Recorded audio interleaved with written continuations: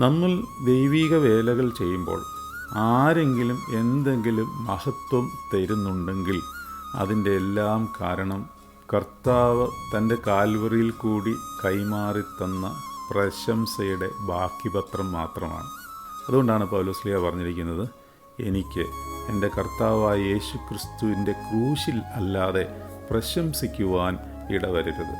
ഒരു മഹത്വവും നമ്മളുടേതായിട്ട് നമ്മൾ കാണരുത്. ആ കൃപ നമുക്ക് കിട്ടുന്നത് പിതാവ് തൻ്റെ പുത്രനിൽ കൂടി തൻ്റെ പരിശുദ്ധാത്മാവിൽ പൂർത്തീകരിച്ച ആ രക്ഷാബദ്ധതയുടെ സൗജന്യ കൃപാവരങ്ങളാണ്. നമ്മെ തന്നെ നമ്മൾ ഒരു കാലത്തും മഹത്വപ്പെടുത്തരുത്.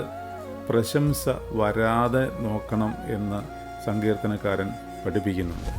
കർത്താവെ, പ്രശംസക്കാരുടെ കെണികളിൽ നിന്ന് ഞങ്ങളെ രക്ഷിച്ചുകൊള്ളണമേ.